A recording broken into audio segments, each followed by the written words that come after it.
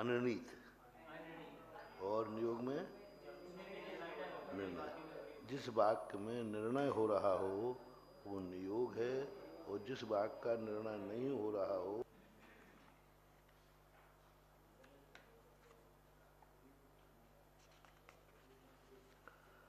चलो अब आती है यण संधि। वर्णो यव सवर्णे न च परो लोभ्यः।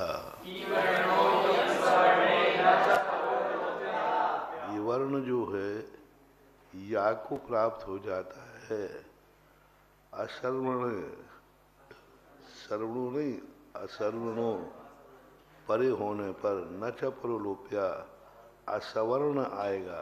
अब सवर्ण और असवर्ण की परिभाषा बनाओ। अब देखो अब पुरानी याद रखना पड़ेंगे, हाँ बार बार नहीं कहेंगे। सवर्ण किसे कहते हैं? वो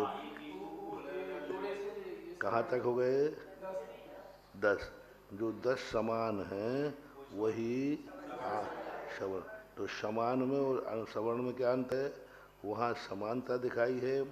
समान जो है सवर्ण, एक मिनट, सवर्ण कब है?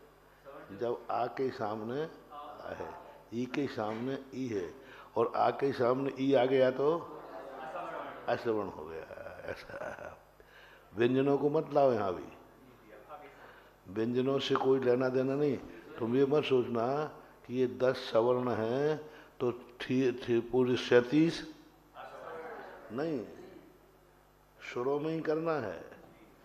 हाँ डाउट क्या करेंगे कि पहला तो सवर्ण है ये 10, बाकी से 37 असवर्ण। नहीं, व्यंजनों से यहाँ कोई लेना देना अभी, क्योंकि व्यंजन संधि तो अपनी आई नहीं। अभी तो अपन किसको लेना है? स्वर संधि। अभी पूरी स्वर संधि चल रही है। मूल संधि कौन सी है? स्वर संधि। तो अश्रवण के सामने ई, उ, ए, री, री कोई भी आ जाए, हाँ बस। हाँ लेकिन एक विशेषता है, री के सामने ली आ जाए तो अश्रवण नहीं होगा, क्योंकि एक सूत्र आया था ऋकार ऋकारोच्चाह, ऋकार ऋकारोच्चाह, ये ध्यान रखना। नहीं तो आ के सामने ई आ गया तो अश्रवण, आ के सामने री आ गया तो अश्रवण, री के सामने आ गया तो अश्रवण। सबके साथ लगाओ, ई के सामने आ गया तो अश्रवण, ऊ के सामने आ गया तो अश्वर्ण। यमा पद्यते अश्वर्ण परे न च परो लोप्यः।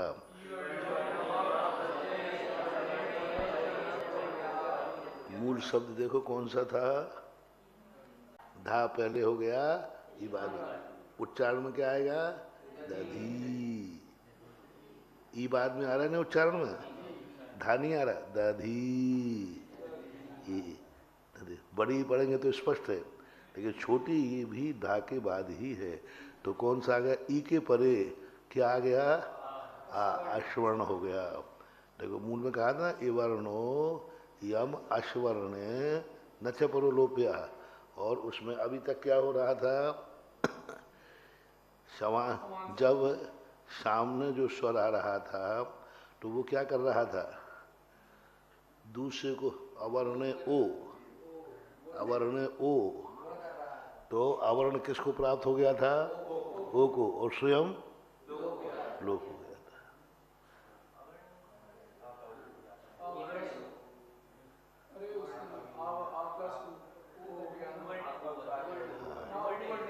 हाँ वर्ण हो, वो वर्ण ओ आने पर क्या हो गया?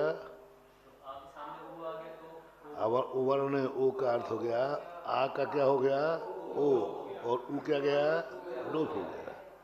अभी तक दूसरे को परिवर्तन करके लोप को प्राप्त हो रहे थे, और अब क्या कर रहे हैं? परिवर्तन तो कर रहा है लेकिन लोप को प्राप्त, इसको यण संधि बोलते हैं। यण संधि में वह लोप को प्राप्त नहीं होगा। हालांकि परिवर्तन कौन कर रहा है, किससे हो रहा है? परिवर्तन कौन कर रहा? अभी तक परिवर्तन आगे वाला शब्द करता था ना, वर्ण ओ, तो ऊ ने आ को ओ बनाया। यहां भी किसने किसको क्या बनाया? किसने बनाया? किसने बनाया आ को ई को या? किसने बनाया? किसने बनाया? ई को या बनाने वाला कौन है? आ, अश्मर्ण। ई स्वयं नहीं बना है, अश्वर्ण के आने पर वो बना है। तो हमें ये भी देखना है, वहां वो किसने बनाया था? ऊ ने। किसको बनाया था? आ को। यहाँ ई को या कौन बनाएगा? आ। आ बनाएगा, लेकिन वहां ऊ लोप हो गया था कि नहीं? यहाँ लोप को प्राप्त नहीं होगा, इतना अंतर जानना। तो हमेशा ये देखना किसके आने पर परिवर्तन हुआ। यदि आ नहीं आता तो परिवर्तन नहीं होता, ऊ आता तो उसको परिवर्तन होता। हाँ और यदि ई आ जाता तो दीर्घ हो जाता, और ऊ आ जाता तो हाँ, रटे रटे रटे बैठे रहो, रटे रटे हुआ है बैठे रहो, ई आ जा, हो आ जाता तो हाँ अभी आया नहीं, अभी तो मात्र आकार के साथ बना रहे हैं।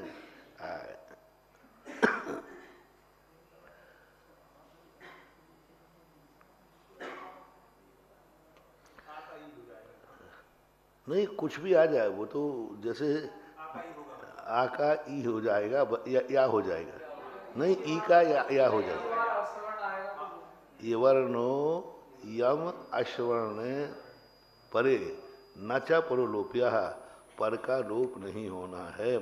तो अब इसमें ई के आ गया ऐसे नहीं, और भी आ जाए स्मरण तो भी आई ही होगा, तो भी जैसे नद्य शाह बनाएंगे। दूसरा शब्द क्या था? नद्य। तो नदी धन ईशा, तो क्या बन गया? नदी शाह।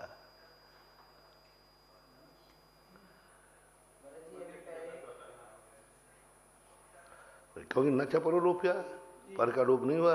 नदी और आगे क्या आ गया? ईसा। ईसा ऐसा नहीं आया, ई आया।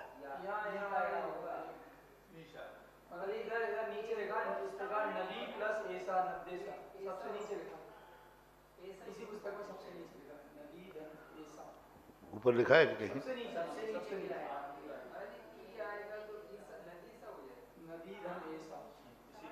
नदी धन ऐसा आएगा, क्योंकि नदी नदी धन ईसा आ गया तो संधि हो जाएगी। हाँ ऐसा नहीं है, नदी धन ईसा आ गया तो संधि हो जाएगी। अश्वर्ण लाना है तो अश्वर्ण तो आ ऊ ए कोई भी है, तो ये क्या बन जाएंगे? ये सही लाना पड़ेगा सीधा। नदी धन ऐसा, तो ई का क्या हो गया? या, और ये की संधि कर दो सीधे, नदेशा। नदेशा दीर्घ हो जाएगी, ई नहीं लेना है। नदेशा, नदी धन ऐसा।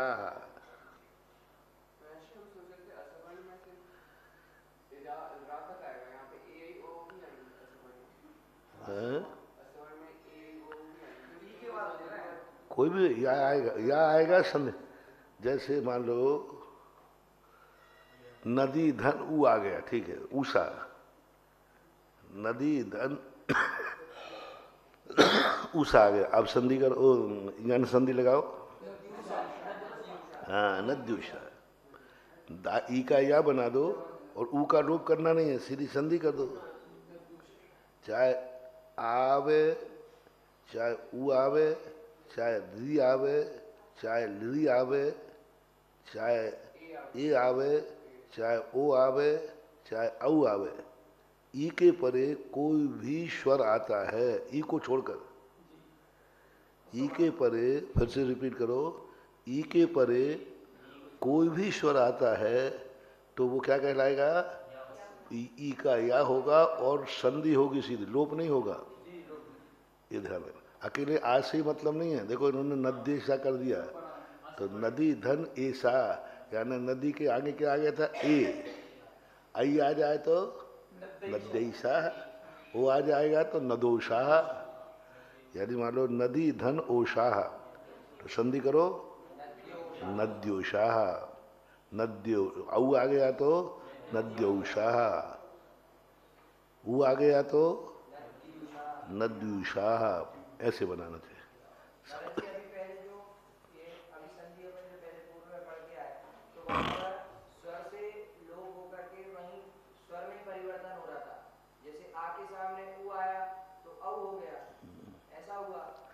और परलोप दो चीजें थी, वहां परिवर्तन हुआ है, आ ओ को प्राप्त हो गया और स्वयं लोप हो गया कि नहीं?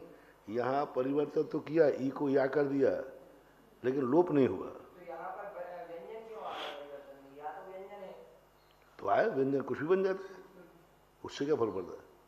वहाँ तो स्वरों में परिवर्तन हो रहा था, स्वर से परिवर्तित होकर दोनों स्वर में। इसलिए तो इसका नाम यण संधि रखा है।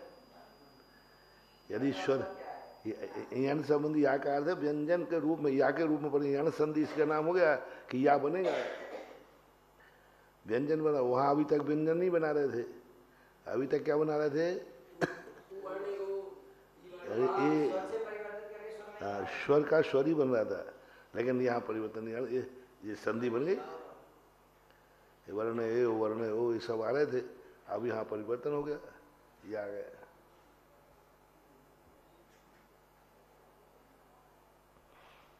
हालांकि कुछ शब्द बने थे, रवर्ण अर, लवर्ण अल, तो वहां आया तो था, परिवर्तन तो आया है।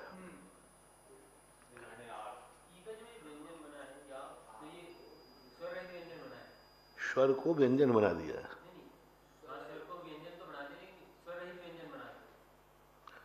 व्यंजन व्यंजन व्यंजन क्या है? व्यंजन मस्वरम। व्यंजन शब्द कहें तो नियम से क्या समझना? स्वर से रहते ही है। यहाँ तो आका लोप नहीं हुआ ना, इसलिए पूरा व्यंजन है। यदि आका लोप हो जाता तो व्यंजन हलन हो जाता। तो व्यंजन यहाँ लोप नहीं हुआ है तो उसको संधि करो पहले, तो या तो व्यंजन ही बनेगा। ई का या जो बना वो व्यंजनांत बना के क्या बना? व्यंजन ही बना, फिर आ की संधि हुई है। हाँ, पूरा या नहीं करना। लोप नहीं हुआ तो संधि, संधि नहीं होती फिर। आ गया ना सूत्र? एवर्णो यम आपद्यते अस्मरणे परे न परो लुच्चा न चा परो लोप्या।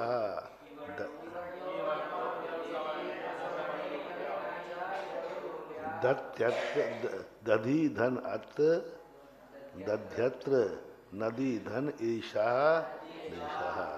ठीक है, आगे चले।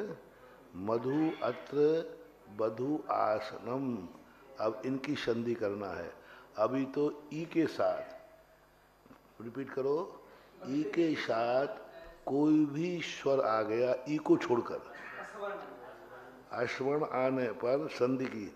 अब किसके साथ कर रही के बाद क्या आता है? ऊ। अब यहाँ तुम प्रश्न उठा सकते हो कि आ के साथ कोई भी अश्वर्ण आ गया तो उसका कथन क्यों नहीं किया? हाँ, तो उठाना चाहिए ना। हाँ, तो क्रम चल रहा है, आ का पूरा प्रसंग खत्म हो गया। पहले देखो पूरे जितने स्वर हैं ये 14 स्वर, इन 14 स्वरों को ले रहा है अलग अलग। पहले आ को लिया, आ के आगे अश्मण लाओ सब, आ के सामने ई आया तो क्या हुआ था? ये आ के सामने ई आया था, आई। हाँ हाँ, हो गया काम। ई के सामने एक ही सूत्र में सब हो गया। आ के सामने तो कितने सूत्र अच्छे? सब अलग अलग थे, और ये बेचारा सीधा साधा वो कहता हम एक ही सूत्र में हम सब निपट लेंगे। इसका कोई बात भी नहीं हैं? हाँ, इसमें तो सीधा कोई भी स्मरण आ जाए उसको तो या होना है, नहीं कोई होगा ही नहीं। उसमें तो आगे ऊ आए तो अलग बनेगा, ई आए तो अलग बनेगा, ए आए तो अलग बनेगा। ई है यहाँ या, कोई भी स्मरण आ जाए उसको तो क्या बनना है, या बनना। बस एक सूत्र में ई का खत्म हो गया। अब आ रहा है ऊ, दोनों के साथ बड़ी हो अथवा ई वर्ण ले लिया ना, वर्ण ग्रहण ने, कार ग्रहण ने, केवल ग्रहण ने।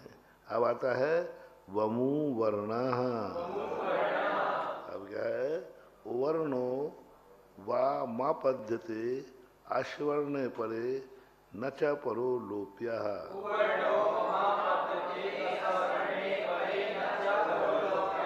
अब देखो वम वर्णा, संधि करो वर्ण की, हाँ तो बम हलंत हो जाएगा कि नहीं, धन वर्णा, वर्णा बम वर्ण जो है, वर्ण माँ वा माँ पद्यते अश्वर्ण पड़े। कौन सा शब्द वाह हो रहा है, ऊ। वहाँ क्या हुआ था, ई, वहाँ ई का, यहाँ ऊ का वाह बने। किसके आने पर, अश्वर्ण, कोई भी आ जाए। अब अश्वर्ण के परे यहाँ पर आ गया तो भी ऊ का अश्वर्ण आ भी है कि नहीं, ऊ का अश्वर्ण आएगा कि आगे वाला भी आएगा, पहले का भी आएगा बाद का भी आएगा, ये भी आ सकता है। ये मत समझना कि आगे वाला है सब, तो आ भी आ सकता है, ई भी आ सकता है। तो इस प्रकार से देखो यहाँ ना मधु धन अत्र, तो मध्वत्र, तो अब मधु का जो था, मधु में ऊ लगा हुआ था, अब ऊ निकल गया तो धा क्या हो गया, अब व्यंजन हो गया, हलंत हो गया। और ऊ ने किससे संधि कर ली, जब अकेला था तो किससे संधि कर रहा था,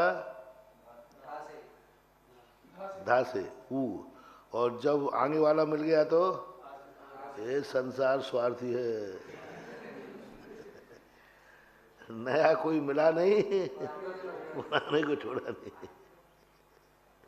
अब देखो मधु के साथ के कितना बढ़िया था, मधु धन, तो संधि थे बढ़िया, मधु के साथ ऊ था, लेकिन आने का मैं आ रहा हूं तो ऊ कहाँ चला गया,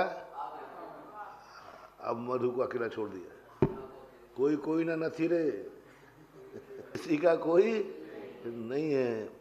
एक मिनट पहले वो मधु के साथ था, जैसे ही नया आया उसने कहा तुम जानो तुम्हारा, देखो मधु को बिल्कुल अकेला कर दिया।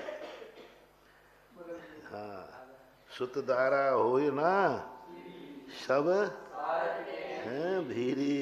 देखो यही शब्द ही जब स्वार्थी हो रहे हैं तो और दुनिया को क्या कहें।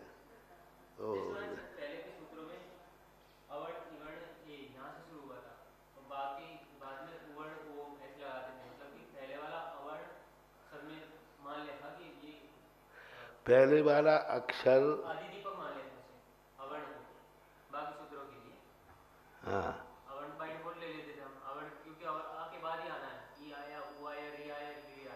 हाँ, यहाँ पे ऐसा लग रहा है कि इसमें अंत दीपक मान ले सूत्र के बाकी हिस्से को, असवर्णे न च परो लोके। हाँ, तो इसमें अश्वर्ण बमु वर्णा में क्या लेना पड़ेगा, अश्वर्णा न च परो। अब देखो इसको पूरा सूत्र बनाओ, एवर्णो यम यम यवर्णो यम सवर्णे न च परोलोप्य। अब इसमें देखो सूत्र जोड़ो, बमु वर्णा अश्वर्णे न च परोलोप्य पूरा, क्योंकि सूत्र जो है उपस्कृत होते हैं, उपस्कृत यानी आगे से लेते हैं। तो अब इसका पूरा सूत्र क्या बनेगा, बमु वर्णा अश्वर्णे न च परोलोप्य।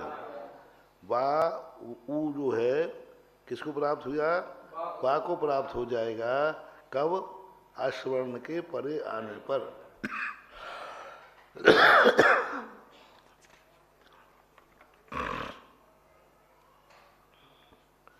रिवर्ण रम्री रम्रिवर्णः, रम्रिवर्णः।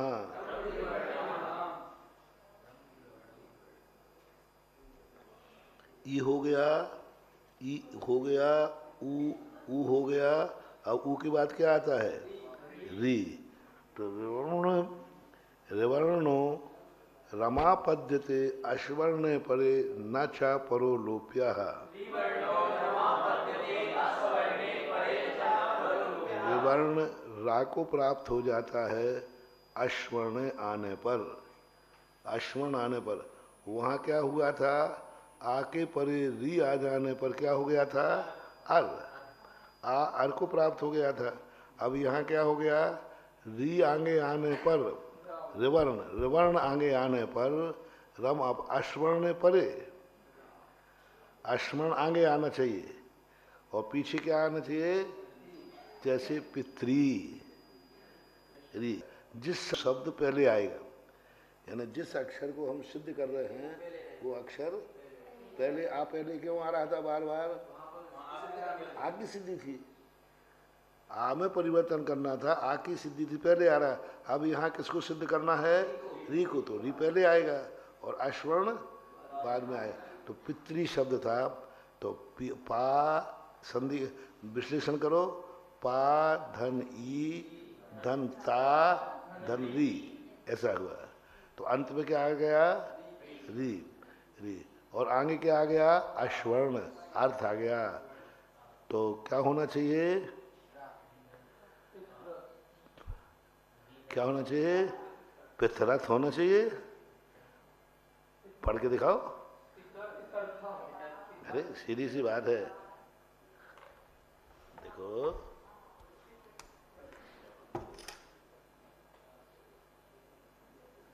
पितृ है, पितृ शब्द दिया था ना पहले, सिद्धि में दिया था पितृ।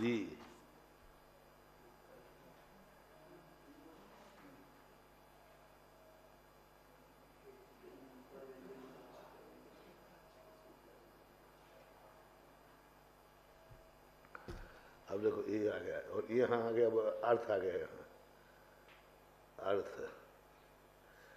अब तो सीधे बनाओ। पित पी ता का क्या बनाना है? बोलो। ता में क्या बनाना है? नहीं, यहाँ पर री का क्या बन रहा है? नहीं, ती का क्या, री का क्या बन रहा है? रा बन रहा ना, तो हमने रा लिख दिया और अर्थ आ गया यहाँ। तो अब क्या हो गया? ये हलंत है, अनंत है। तो अब आप बना दो पीता और रा, पूरा हो गया अर्थ। अब इसको पढ़ के दिखाओ।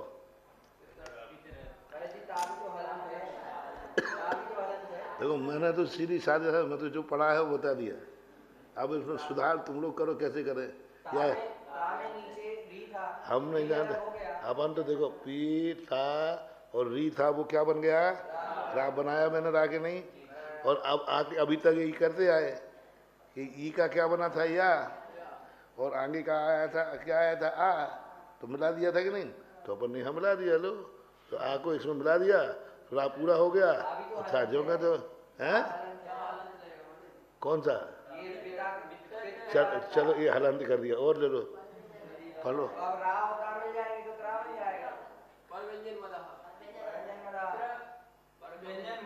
हाँ, यानी अभी तक अपन जो सूत्र चला रहे थे वो सूत्र सीधे सीधे लग रहे थे। यम में क्या आ गया था कि अभी जो सूत्र पढ़ा था ना, एवर्णो यम मश्वर्णे न चपरो लोप्या। अब इसमें कोई ज्यादा सूत्र नहीं लगे थे। कितने सूत्र लगे थे? हैं? कितने सूत्र लगे थे? एक ही सूत्र लगा था और संधि हो गई। अब यहाँ कितने सूत्र लगेंगे? हैं? अब अपन पंडित जी से पढ़वाते हैं व्याकरणाचार्य। पंडित जी इसको पढ़ो, उच्चारण करके दिखाओ। को अपन इकार में जोड़कर बोलना चाहिए और नहीं, अब इसको तो पढ़ लो बस। तो प्रत्यर्थ है, 2 बार रहा है।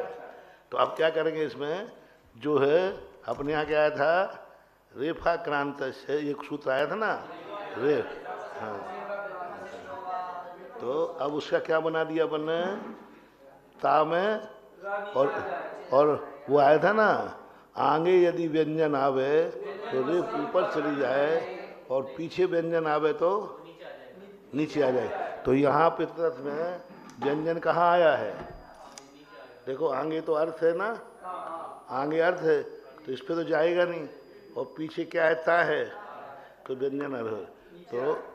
तो जब व्यंजन यदि पीछे आ जाए किसके, हलंत राके, तो कहाँ आ जाएगा, नीचे, और यदि आगे व्यंजन आ जाए तो ऊपर चला जाएगा, ये विशेषता। तो यहाँ हमें पीछे वाले सूत्र को भी लाना पड़ेगा, तभी उसका पितृर्थ बनेगा। आगे वाला व्यंजन भी स्वर के साथ होना चाहिए, स्वर सहित होना चाहिए। आगे वाला व्यंजन जिसके ऊपर जाएगा वो भी स्वर सहित होना चाहिए। स्वर सहित ही होगा वो तो, वो आधे होते तो उससे तीसरे वाले के पास जाएगा। यदि आधा है तो उसके ऊपर नहीं जाएगा। यदि आधा आगे वाला व्यंजन आधा है तो फिर उस पर नहीं जाएगा, आगे वाले स्वर सहित व्यंजन के ऊपर ही रेफ लगेगी। कौन से में, आगे वाले में। रेफ नीचे वाले के लिए स्वर सहित नहीं चाहिए। जैसे यहाँ पित है तो ता हलंत है कि नहीं, तो इसमें नीचे रा आ जाएगा, तो ये हलंत। लेकिन आगे वाला यदि रेफ लगाना है तो रेफ स्वर वाले के व्यंजन पे ही जाएगी। यदि वो व्यंजन स्वरांत नहीं है, स्वर नहीं है, तो फिर वो उस पर नहीं जाएगी। आधे अक्षर पर रेफ नहीं लगती है। ऐसा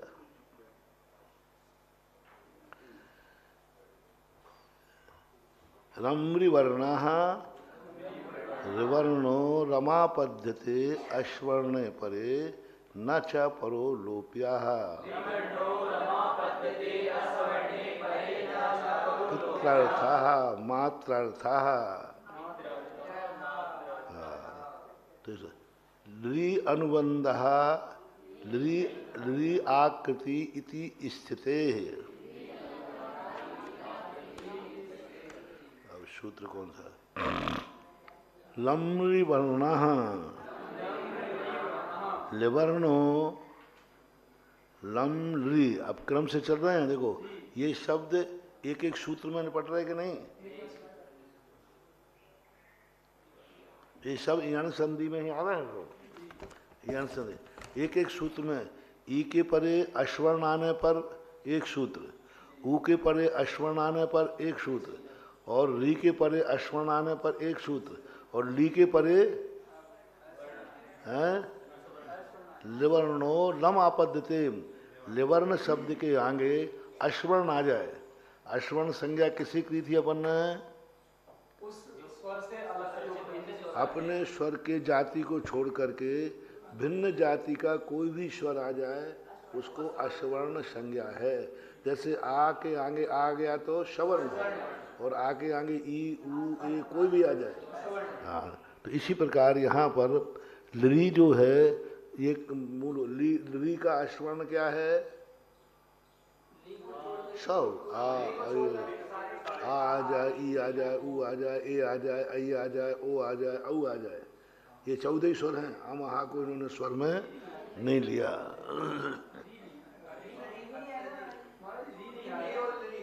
दीर्घ भी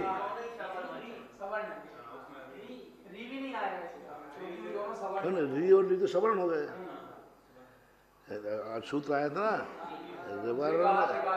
ऋकार लिकारो शाह सवर्ण, ऋकार और लिकार सवर्ण माने जाते हैं। उन्होंने सूत्र दे दिया। अब जब हालांकि आना नहीं चाहिए था, लेकिन विशेषता यदि होती है तो नए सूत्र की रचना करते हैं। लिकार के परे यदि ऋकार आ गया तो संधि होगी, परिवर्तन नहीं होगा, क्योंकि वो सवर्ण है। तो लिवर्णो लमापद्यते अश्वर्ण परे न च परो लोप्यः।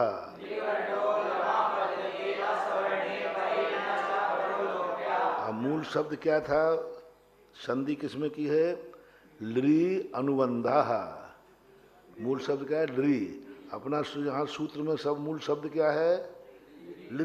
लृ को परिवर्तित करना, जिसमें परिवर्तन होता है उससे सूत्र बनता है। यहाँ लृ का परिवर्तन करना है, आगे वाले का नहीं, अश्वर्ण का नहीं। अश्वर्ण तो आगे वाला तो परिवर्तन करके या तो लोप हो जाएगा या बना रहेगा, उसमें परिवर्तन नहीं होना। भी स्वर संधि की विशेषता क्या है? आगे आने वाला जो स्वर, कोई भी स्वर है, वो पहले वाले को परिवर्तन करेगा। स्वयं लोप भी होता है और कहीं लोप, यहाँ पर लोप नहीं हो रहा है, हाँ संधि कर रहा है।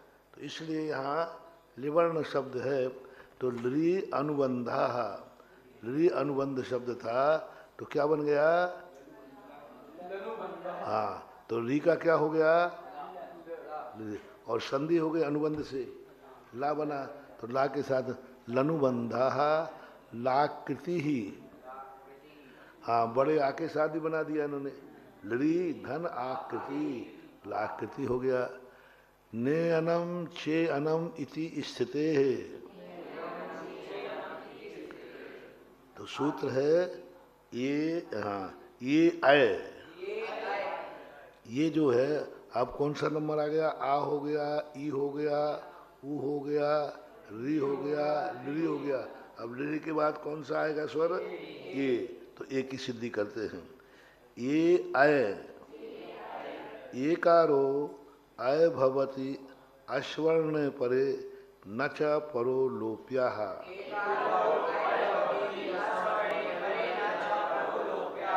एकार जो पूर्व में आया है वो आय होता है अश्वर्ण परे, यानी अश्वर्ण आने पर, और स्वयं का लोप नहीं होता। तो क्या हो जाएगा यहाँ पर? आय हो गया। तो देखो पहले क्या था? मूल शब्द क्या था? ने। कहाँ था? ने। ने अनम। अब तो मूल शब्द था ने, तो ने में ए आ गया, तो ए किसको प्राप्त हो गया? और ना कैसा बचा? हलंत। ना में से ये निकल गया, ये तो आय को प्राप्त हो गया, तो ना बचा हलंत। हलंत ना बचने से सामने क्या आ गया? अब आय। तो आय की संधि क्या हो जाएगी? ना में आ मिल जाएगा, तो ने था, अब वो ना हो गया और आय हो ही गया। और मूल शब्द क्या था? अनम। तो अनम, और जो आय जो हुआ, आय हलंत हुआ कि पूर्ण हुआ? हलंत हुआ। अब ऐसी संधि करना, ना का आय बन गया तो ना हलंत हो गया, फिर आ गया क्या? आय। तो या हलंत है कि पूर्ण है? तो फिर कौन सा आ जाएगा? अनम। अनम। तो आय का आ तो मिलेगा किसमें? ना में, और अनम का आ मिलेगा या में, तो क्या बना जाएगा? नयनम, नयन, नयन बन गया। देखो कितना बेकार शब्द था, कितना अच्छा शब्द बन गया।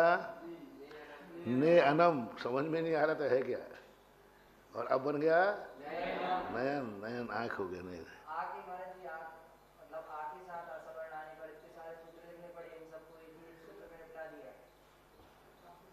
वो है विशेषता है। लेकिन ऐसे कहा था ना, तो कितनी अच्छी बात कही कि लोकोपचारात, हाँ लोकोपचारात ग्रहण सिद्धि बहुत बड़ा सूत्र है। यानी लोकोपचार में जो शब्द आ जाए हमें उसकी सिद्धि करना सूत्र ना। आप वो नहीं बोलोगे, जैसे कहा था ना हमने, आचार्य महाराज ने, ज्ञान सागर महाराज ने नेक शब्द लिया। अब नेक शब्द होता है अच्छे के लिए, और कोश में नेक शब्द कहीं है ही नहीं। अब लेकिन चूंकि प्रयोग किया है तो फिर उसके अनुसार व्याकरण के सूत्र बढ़ेंगे, कोश बढ़ेगा, बढ़ेगा। अब संस्कृत में नेक शब्द मिलेगा ही नहीं कोश में, इसलिए हर लेखक कवि के अलग से कोश बनाना पड़ता है। इसलिए ज्ञान सागर महाराज का अलग से शब्दकोश बना। अब वो ज्ञान सागर शब्दकोश में मिलेगा नेक आने अच्छा, और किसी शब्द आपटे में ढूंढोगे तो नेक मिलेगा ही नहीं, क्योंकि उन्होंने किया, उन्होंने चूरमा। अब चूरमा शब्द कहाँ से लाए संस्कृत में? लेकिन उन्होंने लिया है, चूरमा बाटी उन्होंने विवाह में परोसवा दी।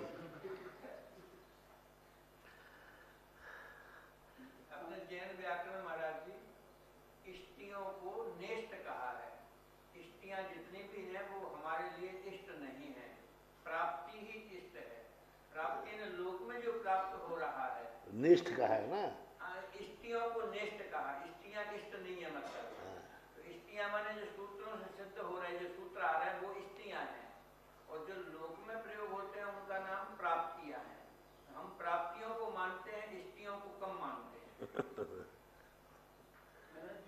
ज्ञान सागर जी महाराज जी ने जो काव्य लिखे, तो एक विरुद्ध काव्य पर सतीश कपूर जी ने पीएचडी करी, तो उन्होंने 300 गलतियां निकाली उसमें।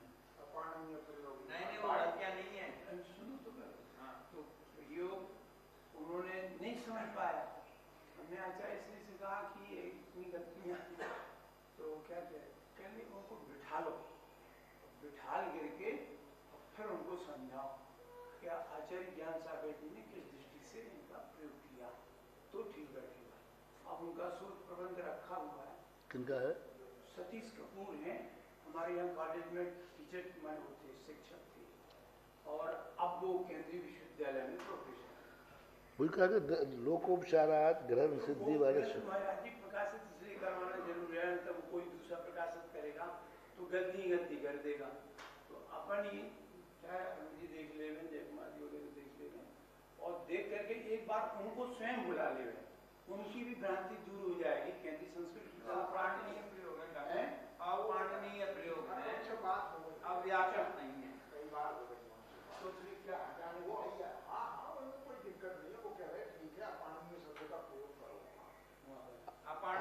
अपारणी अब व्याकरणी न करके अपारणी करने, अपारणी है माने पाणनी के अनुसार कुछ सिद्ध नहीं हो रहे हैं, अपने जैनन आदि के अनुसार हो जाएंगे। यही आया मानना। कितने शब्द हैं जो कातंत्र, आप तो बड़े, कितने शब्द हैं जो कातंत्र से सिद्ध हो रहे हैं, लेकिन पाणनी से सिद्ध नहीं हो रहे।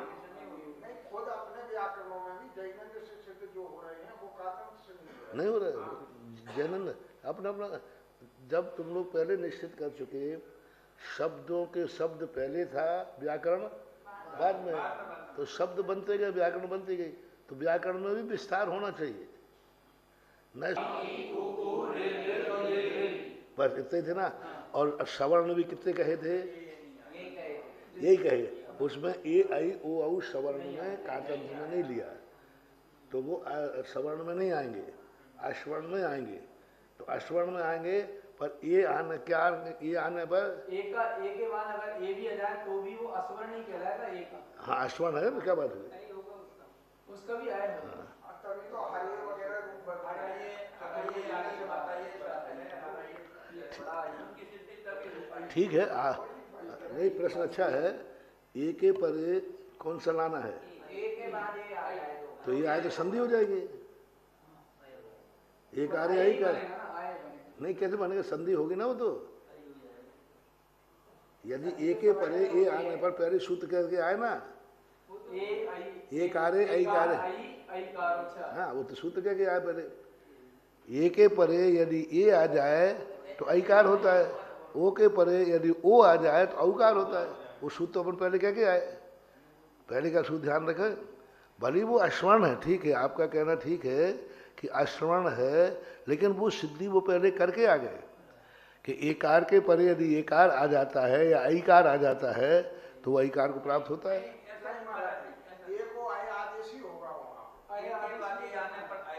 नहीं,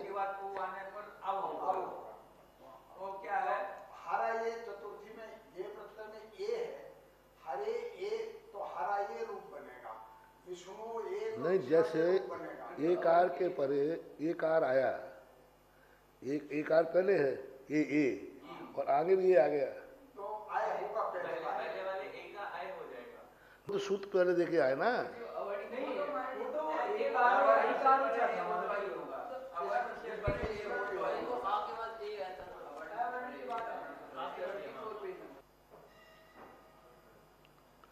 नहीं, वो तो आवरण के बाद है। सुनो सुनो, वो तो आवरण के बाद ये आई आवे तो है आवरण ए कारे चा परे आवरण एर भवती। आवरण का ये हुआ है वहाँ, यहाँ तो ये गारा स्वर है, वे सब क्या है, अश्वर्ण है। तो उसमें तो ये और वो कोई भी आ जाए। तो अभी अभी तो ये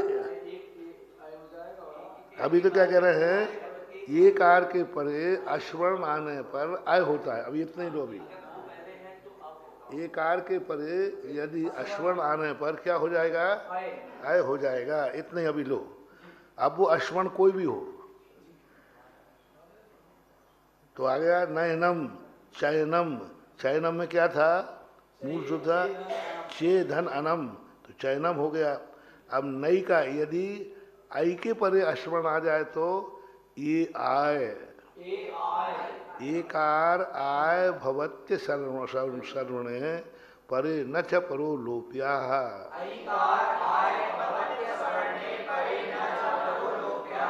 ऐकार के परे यदि अश्वर्ण आ जाए तो क्या हो जाता है, आय।